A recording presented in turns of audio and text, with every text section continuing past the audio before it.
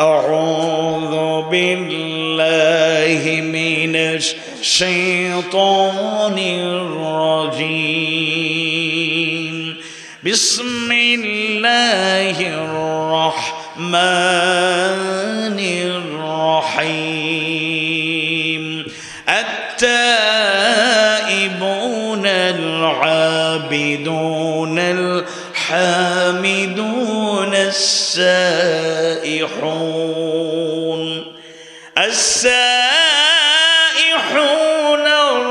الراكعون الساجدون الآمرون بالمعروف والناهون عن المنكر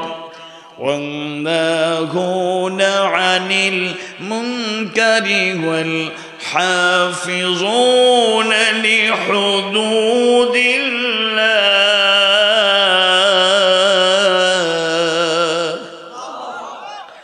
وبشر المؤمنين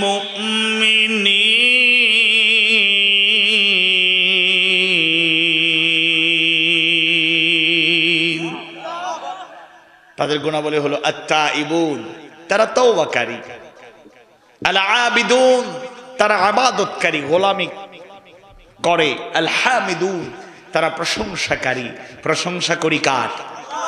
আওয়াজ বাড়ি বলুন কার? আস-সাইহুন তারা সিয়াম পালনকারী, আর-রাকিউন তারা রুকুকারী, আস-সাজিদুন তারা সিজদাকারী, আল-আমিরুনা বিল মা'রুফ তারা সৎ কাজের আদেশদাতা, ওয়ান-নাহুনা আনিল মুনকার আর তারা অসৎ কাজে নিষেধকারী, ওয়াল হাফিজুনা লিহুদুদিল্লাহ এবং আল্লাহ নির্ধারিত সীমারেখা হেফাজতকারী। আল্লাহু আকবার। এই গুণগুলো যারা অর্জন করবে, এই গুণগুলো যারা গ্রহণ করবে, আল্লাহ সুবহানাহু ওয়া তাআলা আয়াত কারিমার শেষ অংশে জানায় দেন ওয়াবাশশিরিল মুমিনিন।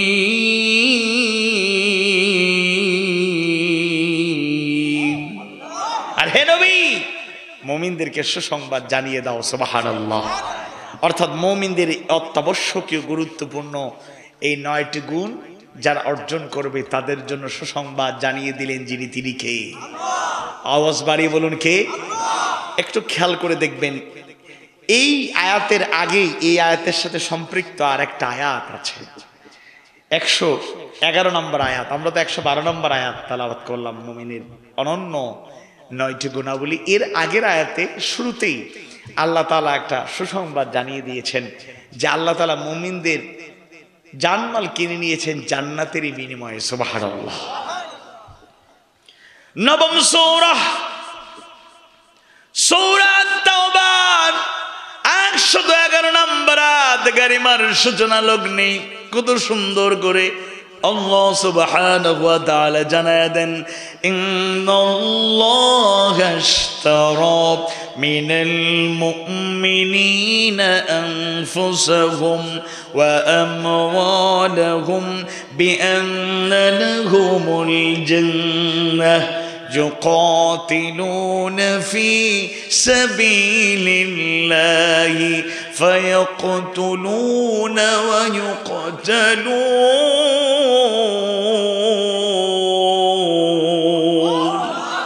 নিশ্চয় আল্লাহ তাআলা মুমিনদের জানমাল জান্নাতের বিনিময়ে কিনে নিয়েছেন আর তাদের কাজ হচ্ছে তারা আল্লাহর পথে লড়াই করবে, সংগ্রাম করবে, প্রয়োজনে মারবে, প্রয়োজনে মরবে। আল্লাহু আকবার।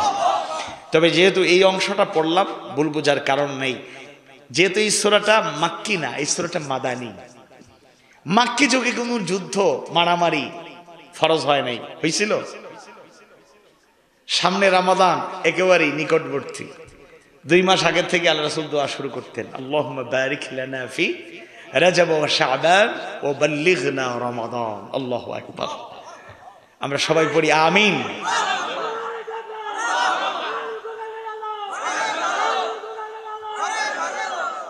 মাশাআল্লাহ, হায়াকুমুল্লাহ। আল কোরআনে আল্লাহ কেউ বললেন ঘরে ঘরে আর কেউ বললেন সংসদে, কোনটা জানলে ভালো? ঘরে ঘরে, man to man, door to door, home to home, এগুলো পৌঁছাইতে হলে 17-18 কোটি মানুষের বাড়িতে যাওয়া তাও সবাই তো সমান যোগ্যতা রাখি না, দাওয়াতটা কবুল হবে কিনা আল্লাহু আলাম। আমরা যদি সরাসরি সংসদে কোরআনের আলো জ্বালাইতে পারি তাহলে ওই জায়গায় যে সিদ্ধান্ত হবে সাথে সাথে গোটা দেশে একসাথে জানিয়ে দেয়া হবে ইনশাআল্লাহ। নারে তাকবীর, লিল্লাহি তাকবীর, আল কোরআনের আলো সংসদে জ্বালো। কোরআনের আলো সংসদে জানলে কারো কোনো টেনশন করা দরকার নেই। সংসদে কোরআনের আলো জ্বললে কারো কষ্ট নাই, সবাই যার যার অধিকার পাবেন। অমুসলিম ভাই বোনেরা আপনারা শুনে থাকলে আমার কথা শুনুন, অমুসলিমদেরকে ইসলাম ঠকায়নি, কোরআন ঠকায়নি, হাদিস সুন্নাহ ঠকায়নি। As a person, as a man, as a Muslim নামধারী এই হিসাবে আমরা ঠকাতে পারি, ইসলাম অমুসলিমদের ঠকায় নাই। কোরআন হাদিস সুন্নাহ কাউকে ঠকায় নাই, যার যার জায়গায় সবাইকে অধিকার দিয়েছে। তবে একটা কথা ঠিক, কোরআনের আলোকে সংসদ চললে তখন সবাই আর সংসদে ঢুকতে পারবে না। ওই যে আমাদের তরুণদের আইডল, আইডল মনে করে, যদি আইডল এটা হওয়া উচিত নয়। কোন প্লেয়ার, কোন মডেল, কোন হিরো হিরোইন কখনো কারো আইডল হতে পারে না, মডেল হতে পারে না। আমাদের জন্য উসওয়ায়ে হাসানা একজন, তিনি মুহাম্মদ রাসূলুল্লাহ সাল্লাল্লাহু আলাইহি সাল্লাম। মাগুরার সন্তান, ওই যে এমপি হয়েছে নতুন, কি নাম, সাকিব আল হাসান, সে বক্তৃতা দিতে গিয়ে বলে বিসমিল্লাহির রহিম। যারা বিসমিল্লাহির রহমানির রহিমটা পুরোপুরি সুন্দর করে পড়তে পারে না, এই জ্ঞান যাদের নাই, সংসদে ঢোকা দূরের কথা, সংসদের বারান্দায় হাঁটারও চান্স ওরা পাবে না। আর ওই যে আমাদের একজন আপা আছেন না, বুক ফাইটটা যায়, এরকম লোক জীবনে আউল ফাউল লোকেরা সংসদের ধারে কাছেও যেতে পারবে না। যাই হোক, আমরা যে কথা বলছিলাম, আমরা এই 9টি গুণাবলী যারা অর্জন করতে পারবে তাদের জন্য সুসংবাদ যিনি জানিয়ে দিয়েছেন তিনি কে? আল্লাহ। আর এর আগের আয়াতে আল্লাহ জান্নাতের গ্যারান্টি দিলেন, জানমাল এর বিনিময়ে জান্নাত, জান্নাতের বিনিময়ে জানমান মুমিনের আল্লাহ কিনে দিয়েছে। আচ্ছা বলুন তো, এই জানমালের মালিক কে? আবার জান্নাতের মালিক কে? আল্লাহ। আল্লাহ এটা জাস্ট আমাদেরকে একটা সুযোগ দিলেন, জানমাল আমি দিয়েছি, আবার তোমার জান্নাতের বিনিময়ে এটা আমি আবার কিনে নিলাম, তুমি শুধু কি করো, আমার পথে লড়াই করো। তবে এই চূড়ান্ত লড়াইটা কখন ফরজ হবে? মাক্কি যুগে না, মাদানী যুগে। ইয়া আইয়ুহাল্লাযীনা আমানু কুতিবা আলাইকুমুস সিয়ামু কামা কুতিবা আলাল্লাযীনা মিন ক্বাবলিকুম لعلكم تتقون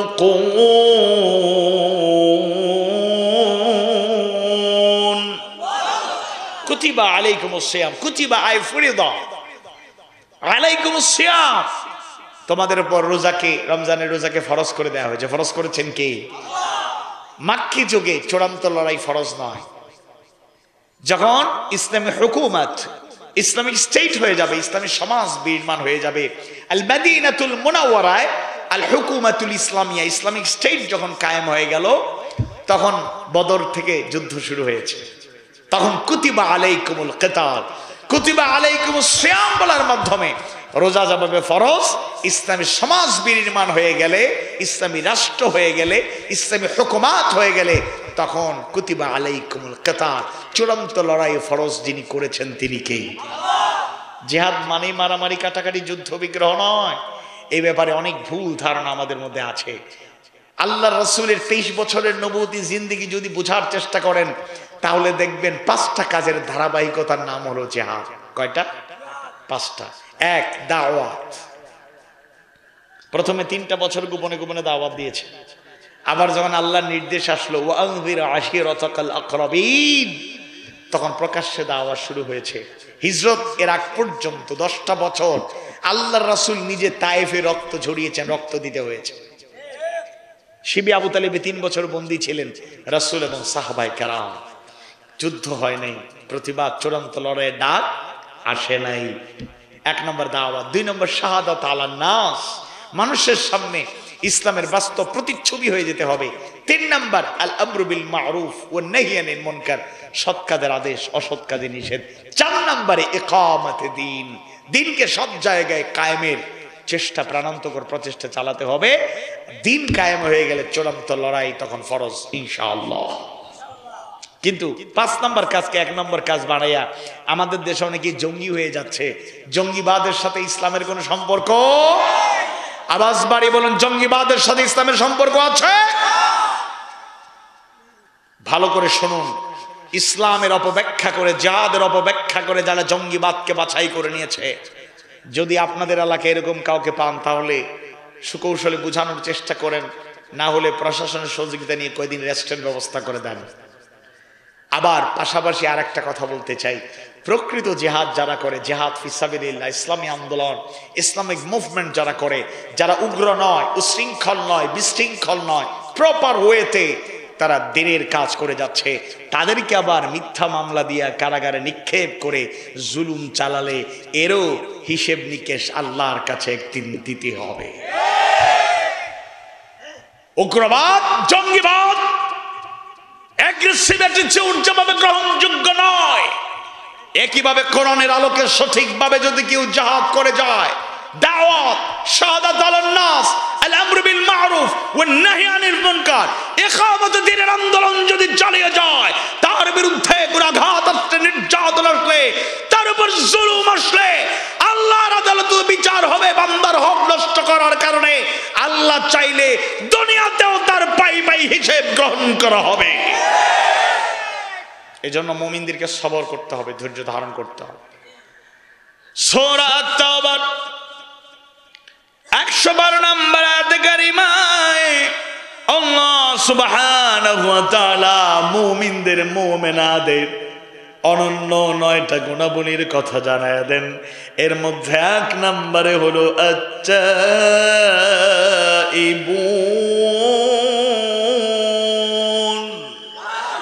তারা তওবাকারী। তওবা মানে আমরা মনে করি ইস্তেগফার, ক্ষমা চাওয়া, কিন্তু অধিকাংশ মুফাসসিররা বলেছেন তওবার মূল অর্থ হলো ফিরে আসা। আমি ভুল করেছি, এই ভুলে আমি আর থাকবো না। হ্যাঁ, আমি ভুল করেছি, ইস্তেগফার করব, দোয়া করি না আমরা? আল্লাহ শিখিয়ে দিয়েছেন। ভুল করলে, অপরাধ করলে আমরা দোয়া করি, রব্বানা যালামনা আনফুসানা ওয়া ইন লাম তাগফির লানা ওয়া তারহামনা লানাকুনান্না মিনাল খাসিরিন। আমরা দোয়া করি, রব্বানা ইন্নানা আমান্না ফাগফির লানা যুনুবানা ওয়া কিনা আযাবান নার। সবাই পড়ি আমিন। আমরা মানুষ, ইনসানে কামিল নই, কমপ্লিট ম্যান নই। আমার কথা নয়, দলিল ছাড়া কথা বললে ভুল বোঝা সহজ। আল্লাহ রাসূল বলেছেন, কুল্লু বনি আদম খাত্তা, প্রত্যেক বনি আদম, প্রত্যেক মানুষ ভুল করে। ওয়া খায়রুল খাত্তাইন, আর সর্বোত্তম ভুলকারী হলো আত-তাওয়াবুন, যে তওবা করে, যারা তওবা করে। সুবহানাল্লাহ। তাহলে এর দ্বারা কি প্রমাণিত? আমরা ভুল করি না কি করি না? সবার ভুল একরকম হবে না। একজন আলেমের ভুল আর আপনার ভুল সব একরকম না। শয়তান যাকে যেভাবে প্রচলিত করতে পারে, প্ররোচিত করতে পারে, ডাইভার্ট করতে পারে, সে তার আলোকে আপনার যে উইকনেসটা আছে, দুর্বলতা আছে, ওইটাতে সে আঘাত করে। শয়তান আমাদের চ্যালেঞ্জিং শত্রু, আদুউম মুবিন, সুস্পষ্ট দুশমন। আবার নফস, নফসে আম্মারা, নফসে লাওয়ামা, এগুলো আমাদেরকে ডাইভার্ট করে, বিপদগামিতার দিকে ধাবিত করে। দুনিয়ার লোভ লালসা আমাকে আকৃষ্ট করে, বিপদগামী বানায়।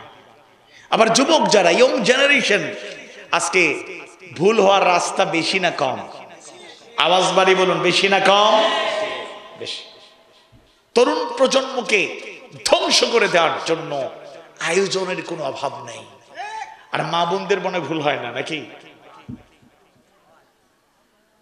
ইমানদার ভাইয়েরা, মুমিন মুমিনা ভাই বোনেরা,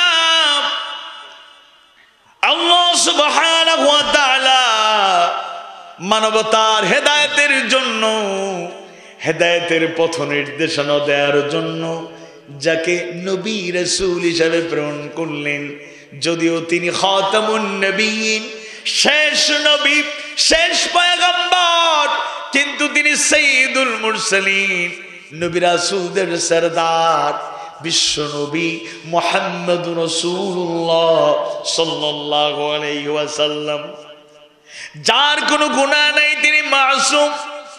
কোন নবী রাসূলের গুনাহ ছিল না, অপরাধ ছিল না। এরপর আল্লাহর রাসূলের ব্যাপারে বর্ণনা পাওয়া যায়, দৈনন্দিন প্রতিদিন আল্লাহর রাসূল 70 বার থেকে 100 বার পর্যন্ত ইস্তিগফার করতেন। সুবহানাল্লাহ।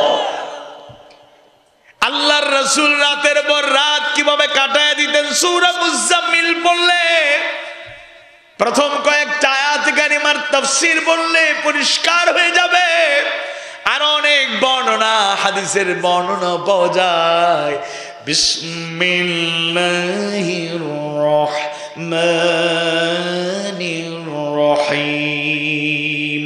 ইয়া আইয়ুহাল মুযাম্মিল কুমিল লাইলা ইল্লা قليلا نصفه أو انقص منه قليلا أو زد عليه ورتل القرآن ترتيلا। আল্লাহ রাসূল রাতের অর্ধেক, তার থেকে বেশি সময় তিনি রুকু সিজদা করে ইবাদত বন্দেগী করে কাটিয়ে দিতেন। সুবহানাল্লাহ। আয়েশা সিদ্দিকা রাদিয়াল্লাহু আনহার বর্ণনায় পাওয়া যায়, আল্লাহ রাসূল দীর্ঘ সময় দাঁড়াতে দাঁড়াতে, রুকু করতে করতে, সিজদা করতে করতে পা মোবারক ফুলে যেত, পা মোবারক ফুলে যেত। এমনকি একদিন তিনি অবলোকন করলেন, পা ফুলে গিয়া ফেটে গিয়ে রক্ত বেরিয়ে গেল। সুবহানাল্লাহ। আয়েশা সিদ্দিকা রাদিয়াল্লাহু আনহা আবেগ আপ্লুত হয়ে বললেন, ইয়া রাসূলুল্লাহ, ইয়া হাবিবাল্লাহ, আপনি তো মাসুম, বেগুনাহ, আপনার কোনো গুনাহ নাই, অথচ আপনি এত কষ্ট করেন কেন? আপনার কষ্ট দেখলে কষ্ট লাগে। আল্লাহ রাসূল আয়েশা সিদ্দিকা রাদিয়াল্লাহু আনহার প্রশ্নের জবাবে জানায়া দেন, আয়েশা শোনো, আফালা আকুনা আবদান শাকুরা, আমি কি শুকরগুজার বান্দা হব না? আল্লাহু আকবার। সেই ঘটনা আমাদের অজানা নয়। আল্লাহর রাসূলের সোহবত পেয়ে সাহাবীদের মাঝেও যারা একেবারে শীর্ষস্থানে ছিলেন, যিনি আমিরুল মুমিনিনের দায়িত্ব পালন করলেন, অর্ধেক পৃথিবীর রাষ্ট্রনায়ক ছিলেন, আল্লাহ রাসূল যার ব্যাপারে মন্তব্য করেছিলেন, আনা খাতামুন নবিয়্যিন, আমি হলাম শেষ নবী, শেষ পয়গম্বর, আমার পরে কেউ নবী আসবে না, যদি আসার সুযোগ থাকতো আমার অমর নবী হয়ে যেত। সুবহানাল্লাহ। সেই অমর আমিরুল মুমিনিনের দায়িত্ব পালনরত সময়ে রমাদান শেষ হয়ে গেল, শাওয়ালের 1 তারিখ ঈদুল ফিতর, ঈদুল ফিতরের জামাত তিনি শরীক হলেন, শরীক থাকলেন। ঈদের জামাত যখন শেষ হয়ে গেল, আবু হুরায়রা রাদিয়াল্লাহু আনহুর বর্ণনায় পাওয়া যায়, আমরা আমিরুল মুমিনিনকে খুঁজে পাচ্ছিলাম না, তাকে খুঁজতে খুঁজতে আমি বাড়ি পর্যন্ত চলে গেলাম। বাড়িতে গিয়েও খুঁজে না পেয়ে যখন বের হয়ে আসবো, হঠাৎ করে আমিরুল মুমিনিনের বাড়ির এক কোণায় ছোট্ট একটা কক্ষ, দরজা বন্ধ করা কক্ষের ভিতর থেকে কান্নার আওয়াজ আমি পেলাম। ডুকরে ডুকরে কে যেন কাঁদছে। আমি দরজায় কড়া নাড়লাম, ডাকলাম, কিছুক্ষণ পরে দরজা খুলে দেওয়া হলো। দরজা খুলে দেওয়ার পর আমি পুরোই অবাক হয়ে গেলাম। ঈদের দিনে ধনী গরিব সবাই, মুমিন মুমিনারা যার যার সামর্থ্যের আলোকে আনন্দ করে সুন্দরভাবে দিন যাপন করে, দিনটা রাতটা কাটিয়ে দেয়। আমিরুল মুমিনিনের বাড়িতে ঈদের দিনে কান্না, তাও দরজা খোলার পরে দেখা গেল ওই কক্ষে একজন ছাড়া আর কেউ নাই। যিনি দরজা বন্ধ করে ডুকরে ডুকরে কাঁদছেন তিনি স্বয়ং অর্ধেক পৃথিবীর রাষ্ট্রনায়ক আমিরুল মুমিনিন ওমর ইবনুল খাত্তাব রাদিয়াল্লাহু আনহু। সুবহানাল্লাহ। আবু হুরায়রা বললেন, ইয়া আমিরুল মুমিনিন, আল্লাহ তাআলা তার রাসূলের মাধ্যমে জানায় দিলেন দুইটা আমাদের জন্য দুইটা আনন্দের দিন, ঈদুনা, আমাদের জন্য দুইটা আনন্দের দিন, দুইটা উৎসব আল্লাহ তাআলা দান করেছেন, ঈদুল ফিতর, ঈদুল আযহা।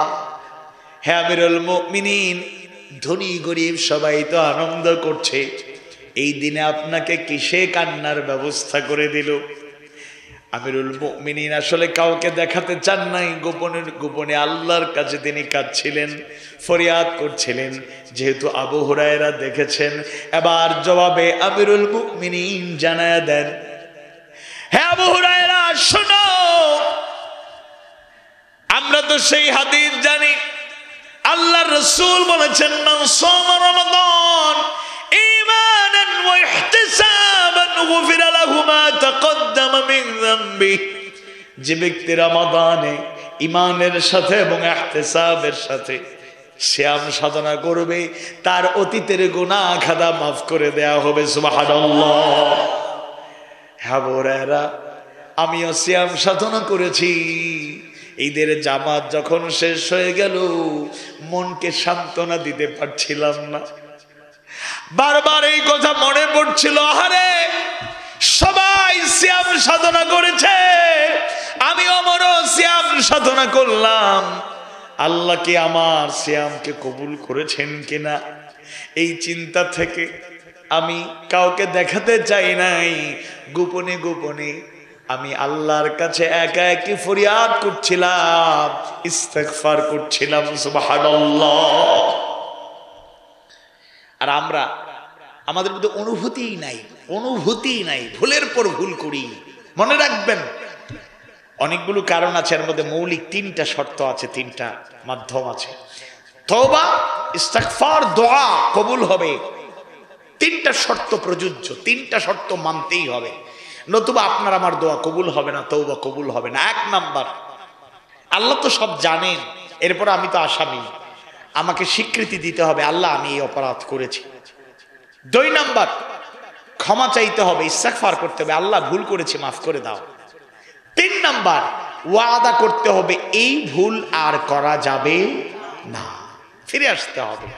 তওবা মানে ফিরে আসা, এই ভুল আর করা যাবে না, ফিরে আসতে পারলাম না, কি ভুল আবার করলাম, তাইলে তওবা কি হলো? হলো না। এইটা হচ্ছে সমস্যা। আমরা ভুল করি, আল্লাহর কাছে স্বীকার করি, ভুল করি, মাফ চাই, কিন্তু ওয়াদা রক্ষা করতে পারি না। আমরা সিলেটি ভাষায় হইতা বিলের তওবা। বিড়াল, মনে করেন আপনার পছন্দের একটা খাবার খেয়ে নিয়েছে, আপনি লাঠি দিয়ে মারছেন, বিড়াল আর জীবনে আসবে না মনে হয় নাকি? কিছুক্ষণ পর ঘুরে দেখবেন আবার জায়গায়। এজন্য এরকম তওবা, এরকম ইস্তেগফার, এরকম অনুভূতি থাকলে কখনোই সেটা গ্রহণযোগ্য হবে না। তাহলে আমার যদি ভুল হয়, এই ভুল থেকে আমি বাঁচতে চাই, তাহলে আমাকে ওয়াদা করতে হবে, আল্লাহ এই ভুল আমি আর জীবনেও করব না। বলেন ইনশাআল্লাহ। তওবা করলে কি ফায়দা? আসুন দুইটা ফায়দার কথা বলি। আল্লাহ সুবহানাহু ওয়া তাআলা জানায় দেন, ওয়া তুবু ইলাল্লাহি জামিআ আইয়ুহাল মুমিনুনা লাআল্লাকুম তুফলিহুন।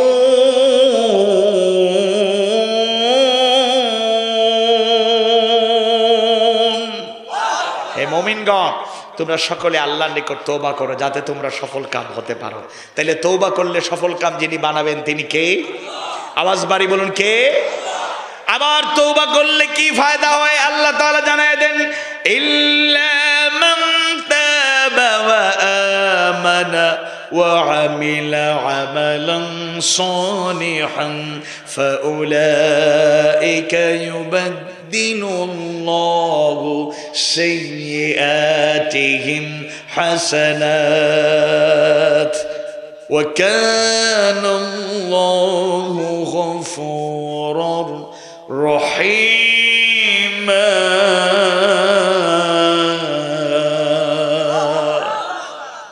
তবে যে তওবা করে, ঈমান আনে এবং সৎকর্ম করে, পরিণামে ফলশ্রুতিতে আল্লাহ তাদের পাপগুলো পুণ্য দ্বারা পরিবর্তন করে দেন। সুবহানাল্লাহ।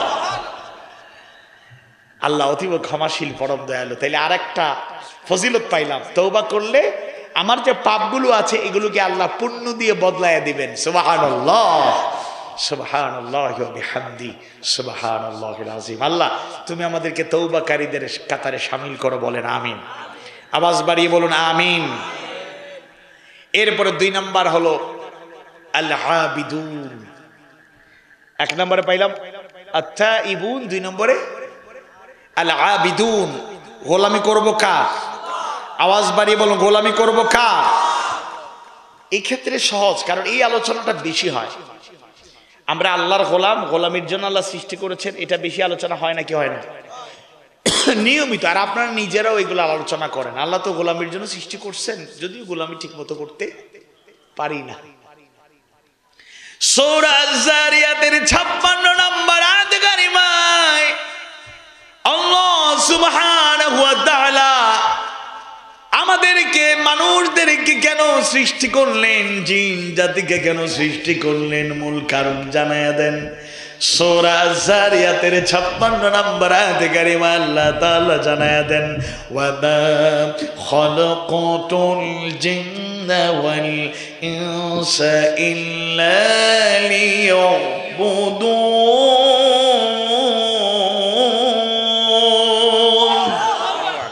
আমি জিন এবং মানব জাতিকে আমার গোলামি ছাড়া অন্য উদ্দেশ্যে সৃষ্টি করিনি। এর মানে একমাত্র আমার গোলামি করার জন্য সৃষ্টি করেছি, বলেন আল্লাহু আকবার। সুতরাং গোলামি করব কার? আওয়াজ বাড়ি, গোলামি করব কার? গোলামি, এই ক্ষেত্রে আমি আপনাদের যে কথাগুলো বলতে চাই, 2টি কথা। সব জীবনের প্রতিটা ক্ষেত্রে গোলামি করব কার? আল্লাহ। তবে এই ক্ষেত্রে 2টা দুর্বলতা আমাদের মধ্যে আছে। 1, আল্লাহর গোলামি করব, আর আল্লাহর গোলাম হিসাবে কাউকে আল্লাহর সাথে শরীক করা যাবে না। অর্থাৎ ইবাদতটা হবে শিরিক মুক্ত, বলেন ইনশাআল্লাহ। আওয়াজ বাড়ি বলেন ইনশাআল্লাহ। শিরিক আছে না নাই? কথা বলেন, আছে না নাই? মনে করুন আমি যেখানেই যাই, আমার সিলেটে দাওয়াত দেই, আপনাদেরকে দাওয়াত দিচ্ছি, আপনারা সময় সুযোগ পাইলেই আপনারা সিলেটে চলে আসবেন। এক জায়গা থেকে আরেক জায়গা কেন ভ্রমণ করবেন এটারও দলিল আছে। আল্লাহ বলছেন কুল সিরু ফিল আরদ, জমিনে ভ্রমণ করতে জানিয়ে দিয়েছেন কে? শুনুন, এক জায়গা থেকে আরেক জায়গায় গেলে আল্লাহ তাআলা সৃষ্টিরাজি দেখলে আল্লাহকে জানা যায়। যদি কৃতজ্ঞ চিত্ত হই, যদি প্রকৃত মুমিন মহিলা হই, কিছু খুঁজে বের করব, এখান থেকে শিক্ষা নেওয়ার চেষ্টা করব। এখন আমি সিলেটে দাওয়াত দিলাম, আপনারা ফ্যামিলি সহ সিলেটে চলে গেলেন। কিছু লোক আছে সফরের উদ্দেশ্যে যায় না, প্রথমে নিয়ত করে বাবার দরবারে, নওয়াজুবিল্লাহ বলেন, সিলেটে গিয়েছেন, সিলেটে আসলাম, শাহজালালের কবর পাশে যাই না, জিয়ারত করে তো সুন্নাত, শাহপরানের কবর পাশে যাই, সালাম জানাই, জিয়ারত করি, সুন্নাত। মা বোনেরা শুনুন, আপনাদের এই দুর্বলতাটা বেশি পাওয়া যায়। অনেকেই এরকম রিপোর্ট আমরা পাই, তাই বলছি। মনে করুন সংসার শুরু হয়েছে, 5-7 বছর 10 বছর সন্তান নাই, সংসারে আগুন জ্বলছে, তালাক দেওয়ার হুঙ্কার চলে আসে, কিংবা আরো অনেক ধরনের থ্রেট বা একটা অশান্তি কাজ করে। আবার অনেকে মাজারে যায়, কবরে যায়, গিয়ে কয় বাবা সন্তান নাই, সন্তান দান, নাউযুবিল্লাহ। এবার আপনি বলুন, আপনারা বলুন, সন্তান দেওয়ার মালিক কে? না দেওয়ার ক্ষমতা আছে যার, তিনি কে? অনেকেই দেখবেন ডাক্তার বলে কোনো সমস্যা নাই, এরপরে সন্তান হয় না। সমস্যা থাকলে তো হয় না। অনেক সময় বলে কোনো প্রবলেম নাই, মেডিকেল সায়েন্টিস্টদের মতামত পরীক্ষা নিরীক্ষা করে উভয়কে করে বলে সন্তান আল্লাহ যখন চাইবে দিয়ে দিবেন, অপেক্ষা করুন, সবর করুন, সাহায্য চান। লোকেরা গিয়ে কবরের পাশে চায়, চাইতে হবে কার কাছে?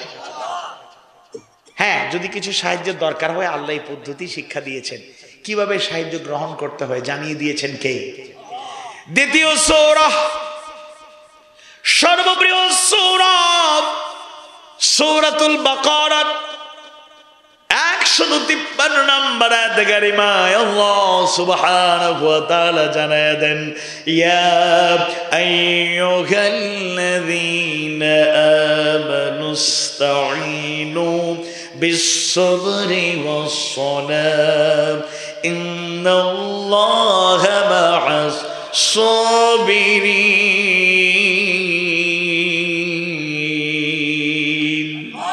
হে ঈমানদারগণ, তোমরা যারা ঈমান এনেছো, ইস্তাঈনু, আমার পক্ষ থেকে সাহায্য পেতে চাও, গ্রহণ করো। বিসসবরি ওয়াস সালাহ, সবর এবং সালাতের মাধ্যমে। ইন্নাল্লাহা মা'আস সাবিরিন, নিশ্চয় আল্লাহ তাআলা সবরগুজার ধৈর্যশীলদের সাথে আছেন। সুবহানাল্লাহ। তাহলে সবর আমাদের নাই আর সালাতের সাথে সম্পর্ক নাই, সাহায্য কেমনে পাবো বলেন? তাইলে এক নাম্বার, ইবাদত করব, গোলামি করব কার? তবে আল্লাহর সাথে কাউকে শরীক করা যাবে না। অগণিত আয়াতে কারিমায় আল্লাহ তাআলা বলেছেন, যেমন সূরা লোকমানের 13 নম্বর আয়াতে কারিমায় আল্লাহ শক্তভাবে বলেছেন, ইন্নাশ শিরকা লাযুলমুন আযীম, নিশ্চয়ই শিরক হচ্ছে সবচেয়ে বড় জুলম। এখন কি কি করলে শিরক হয় ভালো করে জানতে হবে, এগুলোর থেকে বেঁচে থাকতে হবে। আমি প্রায় বলি, যারা শাহজালাল রাহমাতুল্লাহি আলাইহির কবরকে কেন্দ্র করে ভণ্ডামি চালু করেছে, শিরক বিদআত ভণ্ডামির সূচনা করেছে, শাহজালাল রাহমাতুল্লাহি আলাইহি যদি বেঁচে থাকতেন এই সব ভণ্ডামির বিরুদ্ধে তিনি জিহাদ ঘোষণা করতেন, বলেন ঠিক না? কারণ উলিয়ারা এই সব ভণ্ডামি প্রচলন করতে আসেননি। ইবাদতের ক্ষেত্রে 2 নম্বর এবং শেষ কথা, আমরা সবাই আল্লাহর গোলাম, কিন্তু সুবিধাবাদ জিন্দাবাদের স্লোগান বেশি। যেটা ভালো লাগে মানি, আর যেটাতে সমস্যা কই নাই। ইয়া আইয়ুহাল্লাযীনা আমানু দুখুলু ফিস-সিলমি কাফা।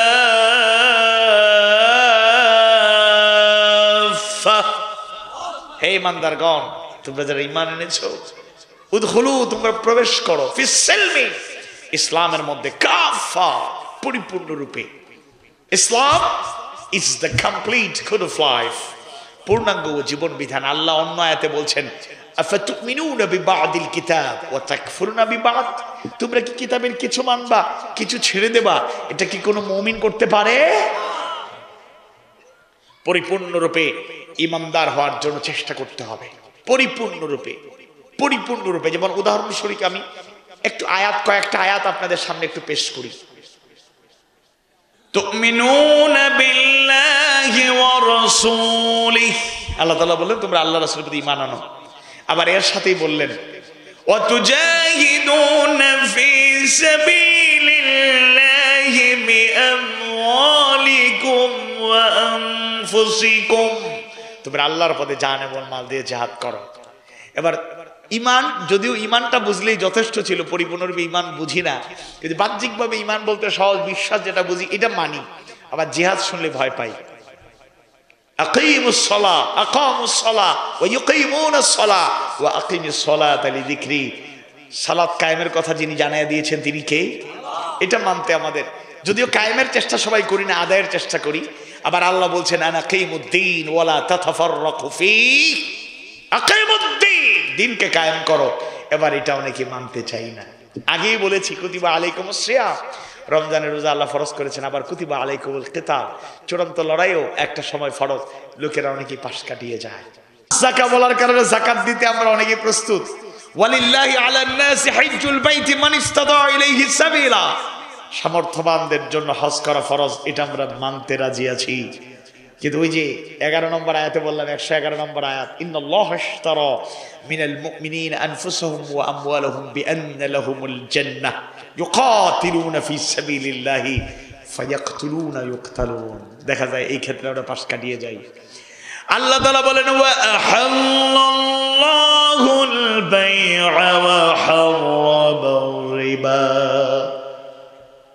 আর আল্লাহ ব্যবসাকে করেছেন হালাল, সুদকে করেছেন হারাম।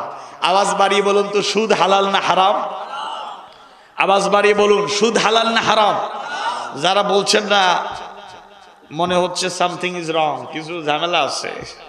তবে সুদ এমন ভাবে ছড়িয়ে পড়েছে চতুর্দিকে, সুদ থেকে আসলেই আলাদা থাকা, পৃথক থাকা সহজ ব্যাপার নয়, কঠিন। আল্লাহ তাআলা আমাদের হেফাজত করে, বলুন আমিন। তাহলে ব্যবসাকে গ্রহণ করলেন, সুদকে ছাড়তে পারলেন না, এটা হবে না। আদেশকে মানতেই হবে, নিষেধ থেকে দূরে থাকতেই হবে। এরপরে যে গুণ হচ্ছে আল হামিদুন, প্রশংসাকারী। প্রশংসা করব কার? বিসমিল্লাহির রহমানির রহিম। আলহামদুলিল্লাহি রাব্বিল আলামিন আর রহমানির রহিম মালিকি ইয়াউমিদ্দিন ইয়্যাকা না'বুদু ওয়া ইয়্যাকা নাস্তাঈন اهدنا الصراط المستقيم صراط الذين أنعمت عليهم غير المغضوب عليهم ولا الضالين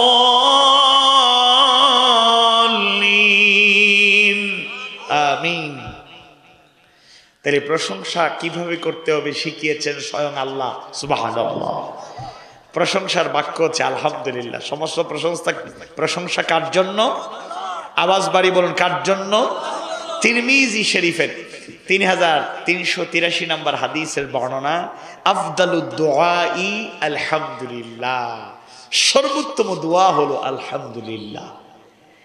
শুনুন, যখনই আপনি দোয়া করবেন তখনই আপনি আল্লাহর প্রশংসা দিয়ে শুরু করবেন, এটাও একটা দোয়া।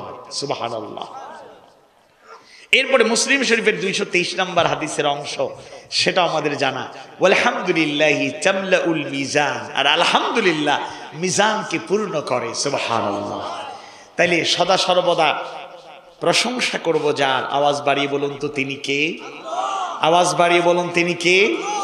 আমরা কি সে আল্লাহর প্রশংসা যথাযথভাবে করতে পারি? পারি না। আমরা আমাদের নেতা, দুনিয়ার সম্মানিত ব্যক্তিদের প্রশংসা করে যেভাবে টাইম পাস করি বা আমাদের সময় কাটাই, যদি আল্লাহর প্রশংসা ততটুকু করতাম তাহলে আমাদের ঈমান আমলকে আরো সমৃদ্ধ যিনি করে দিতেন তিনি কে? আওয়াজ বাড়িয়ে বলুন কে? তাই সব সময় প্রশংসা করব কার? আওয়াজ বাড়িয়ে বলুন কার? দ্বিতীয়ত, এরপরে চতুর্থ গুণ হচ্ছে আস-সাইহুন। আস-সাইহুন, কুরতুবী, ইবনে কাসীরের মতো বিখ্যাত তাফসীর গ্রন্থগুলোর গ্রন্থকাররা বলেছেন আস-সাইহুন দ্বারা উদ্দেশ্য হলো সাওম পালনকারীগণ। যারা সিয়াম পালন করে তাদেরকে বলা হয় আস-সাইহুন। আস-সাইহুন। তবে হ্যাঁ, আরো কিছু বর্ণনা আছে, অন্যান্য আরো কিছু মুফাসসিররা বলেছেন সাইহ আল্লাহর পথে জিহাদকারীকেও সাইহ বলা হয়ে থাকে। আবার সিয়াহা, কেউ যদি দেশ ভ্রমণ করে, সফর করে, তাদেরকেও অনেক সময় বলা হয়ে থাকে। তবে প্রধানতম যে অর্থ সেটা হচ্ছে আস-সাইহুন। তাহলে আল্লাহর প্রিয় বান্দা, তাদের জন্য সুসংবাদ, যারা কি রাখে? রোজা রাখে, সিয়াম পালন করে। সুবহানাল্লাহ বলেন। আচ্ছা, রমাদানে তো আমরা 1 মাস সিয়াম সাধনা করব। মা বোনদের জন্য একটা পরামর্শ রেখে যাই, সেটা হচ্ছে আল্লাহর রাসূল রমাদানের মাস ছাড়া, এটা তো 1 মাস সিয়াম সাধনা ফরজ, এছাড়া যে মাসে সবচেয়ে বেশি সওম পালন করেছেন, নফল রোজা রেখেছেন, ওই মাসের নাম শাবান। সুবহানাল্লাহ বলেন। গতদিন একটা মহিলা সমাবেশে আমাকে বলা হয়েছে যে একটু পরামর্শ দিন রমাদানের প্রস্তুতির জন্য। আমি বললাম, আমি 1 নাম্বার এই কথাটা কেমনে বলি, কারণ আমি নিজে মুসাফির। 2 দিনের জন্য সিলেটে গিয়েছিলাম, আবার 5 দিনের জন্য, আরো 25, 26, 2 দিন সিলেটে, আবার 27 ফেব্রুয়ারি থেকে 10 মার্চ পর্যন্ত একটানা সফর আছে সিলেট অঞ্চলের বাহিরে, অর্থাৎ আমি মুসাফির। তো মুসাফির অবস্থায় তো আল্লাহ তাআলা রুখসত দিয়েছেন, যেমন ফরজ সাওম, রোজাও 2টা কারণে ভাঙা যায়, মারিদান আও আলা সাফারিন। কেউ যদি তীব্র অসুস্থ থাকে, প্রচন্ড অসুস্থ, রোজা রাখার সামর্থ্য তার নাই, তাহলে রোজা ভাঙতে পারবে, শুধু কাজা করলে হবে।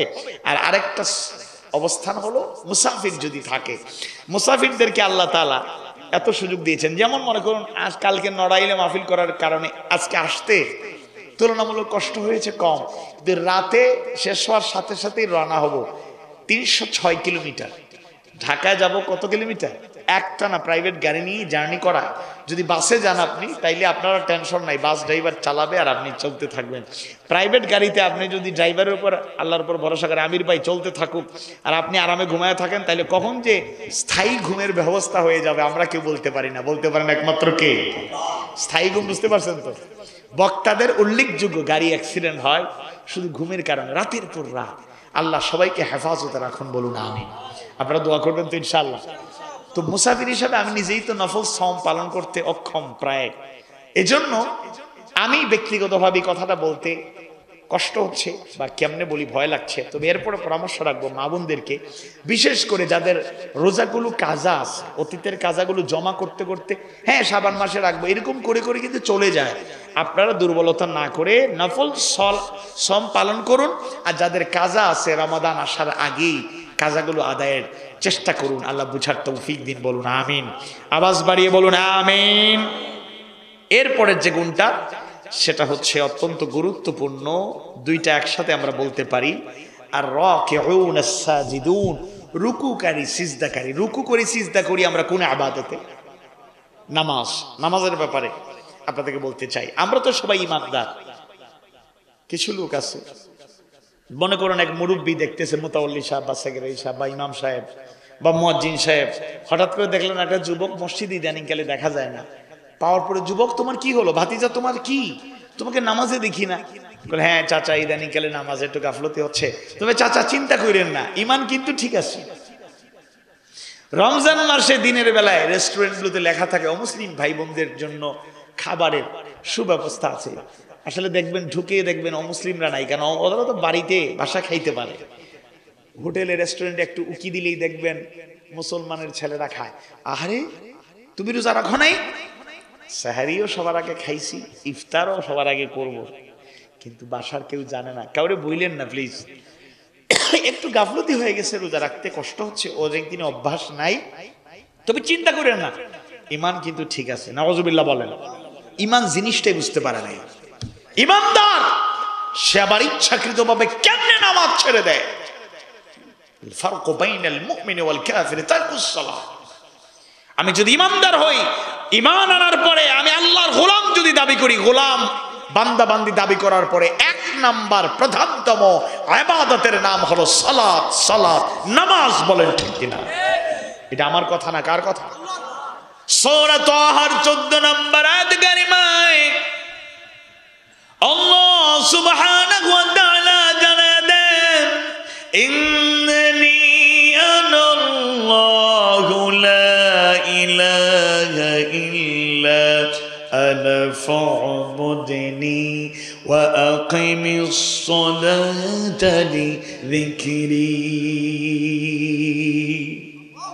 ইন্নানি আনাল্লাহ, আল্লাহ তাআলা জানায় দেন নিশ্চয়ই আমি আল্লাহ, লা ইলাহা ইল্লা আনা, আমি ছাড়া কোনো প্রকৃত মাবুদ নেই। ফা'বুদনি, সুতরাং আমার গোলামি করো। ওয়া আকিমিস সালাতা লিযিকরি, আর আমার শরণার্থে নামাজ কায়েম করো। সুবহানাল্লাহ। ইমানদার মুমিন মুমিনা, আমার কি লজ্জা হয় না? আমার কি অন্তরে অনুশোচনা আসে না? আমি নিজেকে মুমিন পরিচয় দেই, আমি নিজেকে মুমিনা দাবি করি, অথচ ইচ্ছে করে নামাজটা কেমনে ছেড়ে দেই, নামাজের সাথে কেমনে সম্পর্ক আমার নাই। এজন্য কেউ যদি ইমানদার হয় এবং কেউ যদি আল্লাহর গোলাম নিজেকে দাবি করে, বান্দা বান্দি দাবি করে, তাহলে তার জন্য প্রধানতম ইবাদত যেটা ফরজ, সেটার নাম হলো সালাত। সালাতের ফজিলত স্বয়ং আল্লাহ তাআলা বলছেন সূরা আনকাবুতের 45 নম্বর আয়াত কারিমায়। সালাতের প্রধানতম একটা ফজিলত আল্লাহ তাআলা জানায়া দেন, ইন্নাস সালাতা তানহা আনিল ফাহশাই ওয়াল মুনকার, নিশ্চয়ই সালাত মানুষকে অশ্লীল এবং পাপ কাজ থেকে বিরত রাখে। সুবহানাল্লাহ। তবে প্রশ্ন হলো, আপনাদের মনে প্রশ্ন থাকতে পারে, নামাজ অশ্লীলতা, বেহায়াপনা, পাপপঙ্কিলতা থেকে বাঁচায়, আমরা বাঁচতে পারি না কেন? নামাজ পড়ে আবার সুদ খায়, নামাজ পড়ে আবার ঘুষের লেনদেনও আছে, নামাজ পড়ে আবার অন্যের অধিকার হরণ করে, নামাজ পড়ে পর্দার খেলাফ করে, নামাজ পড়ে আবার এমন অন্যায় নাই, অশ্লীলতা নাই যেটার চর্চা করে না, এরকম আছে না নাই? তার সমাধান তো দিতে হবে, শুধু সমস্যা তৈরি করে লাভ নাই। এটার একটা উত্তর আপনাদেরকে আমি দিতে পারি, সেটা হচ্ছে সূরা মুমিনুন পড়লেই একটা সুন্দর উত্তর খুঁজে পাওয়া যায়। বিসমিল্লাহির রহমানির রহিম قد أفلح المؤمنون الذين هم في صلاتهم خاشعون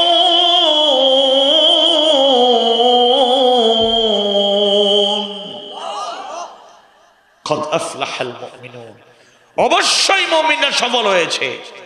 মুমিনরা কারা? কি গুণাবলী তাদের? এক নম্বর, আল্লাযীনা হুম ফি সলাতিহিম খাশিউন, যারা তাদের নামাজে থাকে বিনয় অবনত খুশু খুদুর সাথে নামাজ পড়ে। মজা করে একটা গল্প বলি, আমরাও শুনেছি। এক বাজারে এক ব্যবসায়ী আসরের নামাজে পিছনে দাঁড়িয়েছে। ইমাম সাহেব সালাম ফেরানোর পর দাঁড়ায় বলতেছে, ইমাম সাহেব নামাজে ভুল করছেন। একজন মুসল্লিও বললো না, আপনি এত কনফিডেন্স নিয়ে বলছেন, আচ্ছা বলুন তো কি ভুল করছি? আপনি নামাজ তো 4 রাকাত পড়েন নাই, পড়ছেন 3 রাকাত। কয় রাকাত? 3 রাকাত। ওই কেমনে? আমার তো খেয়াল হচ্ছে না। দেখেন, এই বাজারে আমার ছোটখাটো 4টা দোকান আছে। সারাদিন ব্যবসা করে আসরের টাইমে এসে প্রথম রাকাতে আমি প্রথম দোকানের হিসাব মিলাই, দ্বিতীয় রাকাতে দ্বিতীয় দোকানের হিসাব মিলাই, 3 নম্বর রাকাতে আমি 3 নম্বর দোকানের হিসাব মিলাইছি। 4 নম্বরটার হিসাব মিলাবো কেমনে? আপনি তো পড়েনি নেই। এরকম লোক আছে না? আবার হযরত আলী রাদিয়াল্লাহু আনহু থেকে শুরু করে আতা রাহিমাহুল্লাহ থেকে শুরু করে অনেকেই খুশু খুদুর অনেকগুলো উদাহরণ দিয়েছেন। যেমন সহজ করে বলি, আমাদের মসজিদে ঘড়ি আছে না? কিছু লোক নামাজে দাঁড়াইয়া ইমাম সাহেব কোনো কারণে যদি মনে করেন একটু লম্বা তেলাওয়াত করেন, ঘড়ির দিকে তাকায়, মাগরিবের নামাজে এত লম্বা সূরা পড়ার দরকার আছে? আচ্ছা, কিছু লোক আছে দাঁড়িয়ে রাখছে সুন্নাত, মাশাআল্লাহ, কাউকে কটাক্ষ করছে না, আপনাদের কাউকে তো আমি সবাই চিনি না, তো বাস্তবতা বলতেছি, প্র্যাকটিক্যাল কথা। কিছু লোক আছে দেখবেন নামাজের মধ্যে দাড়ি নিয়ে খেলা করি নামাজ শেষ করবে, খবরই নেই দাড়ি নিয়ে খেলতেছে, নামাজ পড়তেছে। কিছু লোক আছে চুলকানি, বাস্তবতা থাকতে পারে, নামাজে আসলেই চুলকানিটা বেড়ে যায়। আর ঠান্ডার দিন যাচ্ছে, গরম, অনেকেরই ঠান্ডা। আমার শরীরও কিছু খারাপ, আজকে যে কথা বলার সুযোগ পাচ্ছি এটা আল্লাহ তাআলার খাস মেহেরবানি, আলহামদুলিল্লাহ। তো নিজে কিছুটা অসুস্থতা বোধ করছে, এখন মনে করেন কাশি টাশি একটু আছে, কিন্তু শেষ বৈঠকে যাওয়ার পরে কিছু কাশি অটো চলে আসে। নিজের পড়া শেষ, এবার হুজুরলে সিগন্যাল দেয়, আছে না নাই? আছে না নাই? খুশু খুদু পুরা না থাকলে যা হয়। এর ছাড়াও আর অনেক ধরনের বাস্তব কারণ আছে যেগুলোর কারণে খুশু খুদু একাগ্রতার সাথে নামাজ পড়তে পারি না, সালাতের হেফাজত যথাযথভাবে করতে পারি না। তাই ওই সালাত আমাদের হৃদয়ে এবং শরীরে বাস্তবে পরিপূর্ণতা পায় নাই। ওয়াল্লাহি, আল্লাহর কসম করে বলি, যদি খুশু খুদুর সাথে সালাত আদায় করতে পারি, সালাতের আহকাম আর আরকানগুলো যথাযথভাবে রক্ষণাবেক্ষণ করতে পারি ডিউ টাইমে, ইন্নাস সালাতা কানাত আলাল মুমিনিনা কিতাবাম মাওকুতা, সুনির্দিষ্ট সময়ে সালাতকে ফরজ করেছেন কে? ফজরের সালাত সূর্য ওঠার আগে না পরে? আগে। এরকম প্রত্যেকটা সময় যদি যথাযথভাবে হক আদায় করে সালাত আদায় করতে পারি, এই সালাত আমাদের জীবনে পরিবর্তন আনবেই আনবেই আনবে ইনশাআল্লাহ। এজন্য রুকু সিজদাকারীদের কাতারে যেন আমরা শামিল হতে পারি। এবং এই অনুরোধটা করতে চাই, শুরুতে আলোচনা করেছি ইস্তিগফারের আলোচনা করতে গিয়ে রাসূল রাতের পর রাত কষ্ট করতেন, আমরা সেরকম পারি না। আমাদের এই কাজটি করা উচিত, আমাদের চেষ্টা করতে হবে ইনশাআল্লাহ। আপনাদের কষ্ট হচ্ছে? আর দুটো পয়েন্ট আছে, সৎ কাজের আদেশ, অসৎ কাজের নিষেধ, একসাথে বলে দেব। এরপরে আছে ওয়াল হাফিজুনা লিহুদুদিল্লাহ। যেহেতু প্রথম রাত আমরা বেশি রাত করব না ইনশাআল্লাহ। কালকে আমার অনুরোধ, আপনারা একজনে কমপক্ষে আরো 2 জনকে দাওয়াত দিয়ে নিয়ে আসবেন, বলেন ইনশাআল্লাহ। শেষ দিন, আর আল্লাহ যদি কখনো তৌফিক দেয়, কবুল করে, তাইলে দেখা হতেও পারে, বলেন ইনশাআল্লাহ। ইমানদার ভাইয়েরা, মুমিন মুমিনা ভাই বোনেরা, সূরা আলে ইমরানের 104 এবং 110 নম্বর আয়াতে কারিমায় আল্লাহ সুবহানাহু ওয়া তাআলা সৎ কাজের আদেশ, অসৎ কাজের নিষেধের ব্যাপারে অত্যন্ত গুরুত্বপূর্ণ নির্দেশনা জানায়া দেন। কুনতুম খায়রা উম্মাতিন উখরিজাত লিন الناس تأمرون بالمعروف وتنهون عن المنكر كنتم خير أمة তোমরাই সর্বোত্তম জাতি উখরিজাত লিন-নাস তোমাদেরকে মানুষের জন্য তথা মানুষের কল্যাণের জন্য বের করা হয়েছে, প্রেরণ করা হয়েছে। আর তোমাদের দায়িত্ব হলো তা'মুরুনা বিল মা'রুফ সৎ কাজের আদেশ করবে, ওয়া তানহাউনা আনিল মুনকার অসৎ কাজ নিষেধ করবে। আবার তাগিদ দিয়ে আল্লাহ তাআলা জানায়া দেন ওয়াল তাকুম মিনকুম উম্মাতুন ইয়াদউনা ইলাল খায়র ইয়া'মুরুনা বিল মা'রুফ ওয়া ইয়ানহাউনা আনিল মুনকার।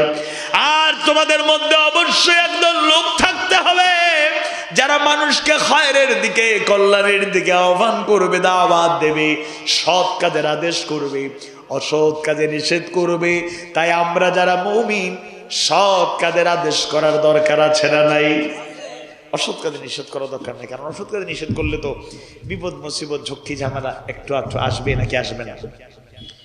আপনি ফজিলতের ওয়াজ করেন, কোনো বাধা নাই, কিন্তু যদি অন্যায়ের প্রতিবাদ করেন দেখবেন অনেক মানুষের হৃদয়ে জ্বালা পড়া শুরু হয়ে যায়, গায়ে জ্বালা পড়া শুরু হয়ে যায়। আওয়াজ বাড়িয়ে বলুন ঠিক কিনা? আর রাসূল শিখিয়েছেন কুলিল হক ওয়া ইন কানা মুররা, সত্য বলো, সত্য প্রকাশ করো যদিও তা তিক্ত হয়। মুমিন যারা এরা সব সময় হক কথা বলে যাবে, সৎ কাজের আদেশ করে যাবে। অন্যায়ের প্রতিবাদ চলছে, অন্যায়ের প্রতিবাদ চলবে। মুমিন প্রয়োজনে আল্লাহর জন্য, তার রাসূলের জন্য, এই কোরআনের জন্য, হাদিস সুন্নাহর জন্য, ইসলামের আদর্শকে প্রতিষ্ঠার জন্য প্রয়োজনে জীবনের শেষ রক্তবিন্দু বিলিয়ে দেবে। বাতিলের রক্তচক্ষু পারোয়া করে ঈমান টিকিয়ে দিতে পারে না, বলেন ঠিক কিনা? সব ক্ষেত্রে কম্প্রোমাইজ চলে না। নর্থ সাউথ বিশ্ববিদ্যালয় বাংলাদেশের পরিচিত একটা বিশ্ববিদ্যালয়। সেই বিশ্ববিদ্যালয় কর্তৃপক্ষ একজন শিক্ষক, নৈতিকতা সম্পন্ন, আদর্শ চরিত্রের উপর প্রতিষ্ঠিত, ভালো প্র্যাকটিসিং মুসলিম, তিনি শিক্ষার্থীদের মরাল ডেভেলপমেন্ট, চারিত্রিক উৎকর্ষতা, সৌন্দর্য বর্ণনা করতে গিয়ে, বিশেষ করে পর্দার ব্যাপারে তিনি কথা বলতে গিয়ে, শিক্ষার্থীদেরকে বোঝাতে গিয়ে একটা হাদিস বর্ণনা করলেন। যদিও হাদিসটি বর্ণনা করেছেন বা বক্তব্য দিয়েছেন প্রায় 1 বছর আগে, কিন্তু এটাকে পুঁজি করে, কেন্দ্র করে ওই নর্থ সাউথ বিশ্ববিদ্যালয় কর্তৃপক্ষ তাকে ইউনিভার্সিটি থেকে বরখাস্ত করেছে। বলেন নাউযুবিল্লাহ। আমরা কোথায় আছি? অন্যায়ের যে প্রতিবাদ করি না, ঘরে বসে আছি, লুকিয়ে আছি, হিকমত করতে করতে হিকমতের অপব্যাখ্যা করে পেছনের দরজা দিয়ে পালানোর চিন্তা যারা করে, অন্যায়কারীদের প্রশ্রয় দিচ্ছি, আমাদেরকে একদিন আসামির কাঠগড়ায় দাঁড়াতেই হবে।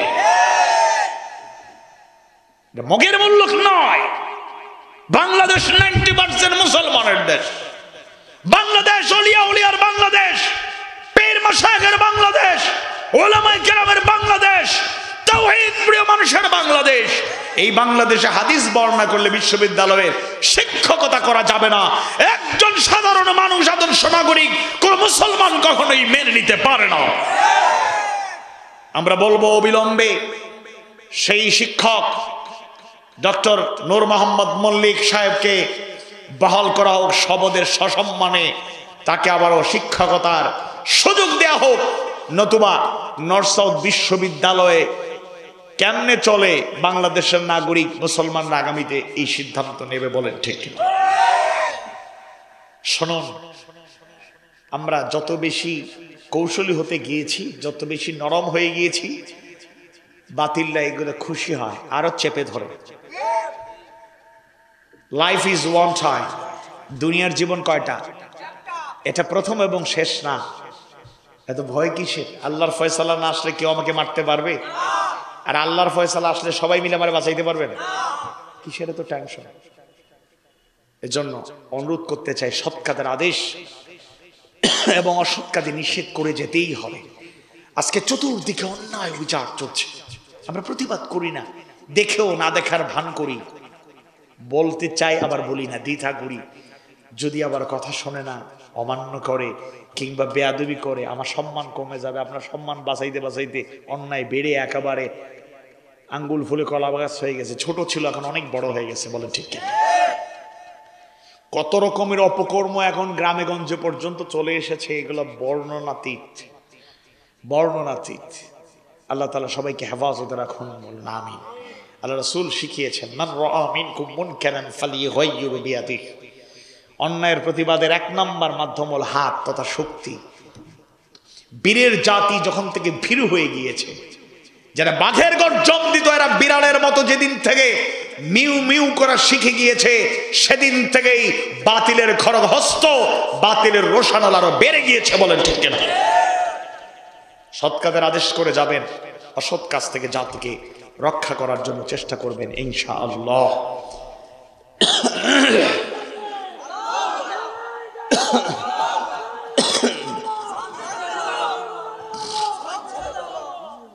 সর্বশেষ গুণাবলী হলো ওয়াল হাফিজুনা লিহুদুদিল্লাহ,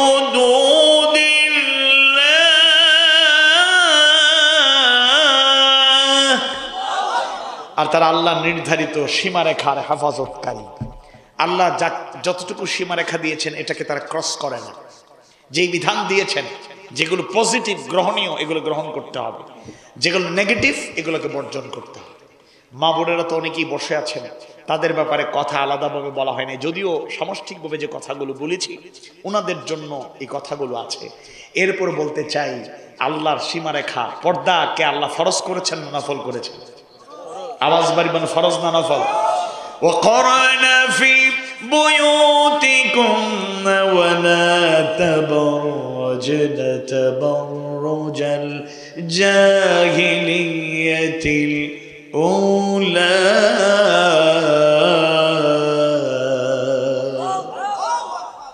জাহিলি জামানার নিকৃষ্টতা জানি, নারীরা ছিল বেপর্দা, উলঙ্গপনা তাদের মধ্যে ছিল, কিন্তু এখন ডিজিটাল জাহিলিয়াতের যুগ, নব্য জাহিলিয়াত চলছে। কে কত বেশি উলঙ্গ হতে পারে, কে কত কম কাপড় ব্যবহার করতে পারে, মেয়েদের মধ্যে প্রতিযোগিতা শুরু হয়ে গিয়েছে। আপনাদের এই এলাকার পার্সপেক্টিভ থেকে আমি বলছি না, সাতক্ষীরা আলহামদুলিল্লাহ পর্দাওয়ালা মা বোনদের একটা সুন্দর জনপদ, ইসলাম প্রিয় মানুষের জনপদ, আল্লাহ কবুল করুন, বলুন আমিন। বাংলাদেশের অনেক জায়গায় গেলে উগ্রতা দেখি আমরা, উগ্রতা, হুজুর দেখলেও শান্তি নেই। চট্টগ্রামে বিরতির ফাঁকে একটা রেস্টুরেন্টে আমরা ঢুকছি, তো এখানে বসা একজন বোন মহিলা, তিনি হচ্ছেন হিন্দু, একজন হিন্দু ভদ্র মহিলা, তিনি বসে আছেন, হয়তো নাস্তা করার জন্য এসেছেন পরিবার সহ। আমাদেরকে দেখার পরেই তিনি মাথায় ঘোমটা দিলেন, আলহামদুলিল্লাহ বলেন। একবার চোখ পড়েছে, দেখলাম ঘোমটা নাই, আমাদেরকে দেখে ঘোমটা দিচ্ছেন। আমরা পাশ কাটিয়ে আমাদের ভেতরে আমরা বসার জায়গা ছিল, বসলাম। একটা হিন্দু একজন ভদ্র মহিলা একটা মেয়ের মধ্যে এই সেন্সটা গ্রো করে যে হুজুর মানুষ, আলেম মানুষ, মানে ভদ্রতা, এই সমাজের সাথে অ্যাডজাস্টমেন্টটা কত সুন্দর। তারা মাথায় কাপড় দেওয়ার চেষ্টা করে, অথচ তাদের কাপড় দেওয়াটা বাধ্যতামূলক নয়, যে শালীনতা, ভদ্রতা, মার্জিত আচরণের একটা অংশ। আর আমরা আলেম কেন, আমার থেকে বড় আলেমও যদি হন, দেখা যায় কিছু কিছু বোন মুসলমানের সন্তান এমন, পারলে ওড়নাটা মাথায় থাকলে ওড়নাটা ফেলে দিতে চাই, এরকম। আল্লাহ তাআলা ফরজ করে দিয়েছেন, এটাকে নফল করা যাবে। আওয়াজ বাড়ি বলে, নফল করা যাবে। মদ জুয়া হালাল না হারাম? কিয়ামত পর্যন্ত হালাল না হারাম? কিছুদিনের জন্য হালাল হওয়ার সুযোগ আছে। এখন মদ কিন্তু মাদক দ্রব্য, আপনার তো বর্ডার এলাকায়, আপনারা ভালো বুঝতে পারবেন, এদিকে হয়তো কম নাকি, উখিয়া, টেকনাফ, কক্সবাজার, সিলেটের বিভিন্ন বর্ডার, আরো বিভিন্ন জায়গায় দেখছি আমরা, এগুলা ব্যাপক, এগুলা মাদকের চালান হয়, চালান হয়। এর মধ্যে অন্যতম এখন নতুন পরিচিত নাম হলো ইয়াবা। কি ইয়াবা? এটার আবার কয় বাবা, বাবা বইলা বাবার সম্মানটা কমায়েন না, বুঝতে পেরেছেন? ইয়াবা। আমি এই সংক্রান্ত একটা আর্টিকেল লিখতে গিয়ে, একটু পড়াশোনা করতে গিয়ে পেয়েছি প্রায় 24 প্রকারের মাদক বাংলাদেশে বর্তমানে আছে। যদিও আমরা 6 থেকে 10টা নাম বলতে পারি বা জানি, বাকি এমন নাম আছে যেগুলো কখনো জীবনে শোনেন নাই। মাদক চতুর্দিকে ছড়িয়ে পড়ছে। আবার এখন জুয়াটাও মারাত্মক আকারে বেড়ে গিয়েছে। এই যে বিপিএল চলছে, মাঝে মধ্যে দেখবেন চায়ের দোকানে বসে, আমি শুনলাম প্রশাসন আপনাদেরকে ক্যারেম খেলা আর কি কি বন্ধ করছে, কারণ এগুলো দিয়ে তো আড্ডাও চলে, বাজে কাজ চলে, মাঝখানে জুয়াও চলে, বলে ঠিক কিনা? আপনাদের এখানে হয়তো চলে না। বিপিএল, আইপিএল, এই যে এগুলো চালু হয়েছে, দেখবেন দোকানে বসে ফালতু সময় অপচয় করছে, জুয়ার আসর বসাই দিচ্ছে যার যার সামর্থ্যের আলোকে। এই বলে ছক্কা ধরো 500 টাকা অথবা 20 টাকা, যার যাদেরকে সামর্থ্য। Ball to ball, over to over, match to match, জুয়া আছে না? মুরব্বীরা বুঝতে পারতেছে না কি হচ্ছে, যুবকরা ভালোই জানে। এমন কি এখন জুয়া আর কোথাও বসতে হয় না, মোবাইলে চলে এসেছে অনলাইন জুয়া। নাউজুবিল্লাহ বলেন। ভয়াবহ ভয়াবহ আকার ধারণ করেছে। শুনে রাখুন, ভালো করে শুনুন, মদ মাদক এক ঘোষণাতেই আল্লাহ তাআলা হারাম করে দেন নাই। 3টা স্টেপ, 3টা ধারাবাহিকতায় আল্লাহ তাআলা হারাম করেছেন। শেষ নির্দেশ যখন চলে আসলো, ইয়া আইয়ুহাল্লাযীনা আমানু ইন্নামাল খামরু ওয়াল মাইসিরু ওয়াল আনসাবু ওয়াল আজলামু রিজসুম মিন আমালিশ শাইতান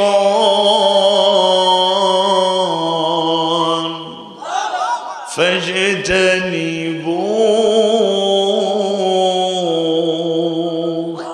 আওয়াজ বাড়িয়ে বলুন হালাল না হারাম। সুতরাং আল্লাহ যে সীমারেখা দিয়েছেন, যেটা হারাম করেছেন, হারাম হিসেবেই যেন এটাকে আমরা বর্জন করতে পারি, আর যেগুলোকে হালাল করেছেন সেগুলো হালাল হিসেবেই যেন গ্রহণ করতে পারি। আল্লাহ তাআলা কবুল করুন, বলুন আমিন। আওয়াজ বাড়িয়ে বলুন আমিন।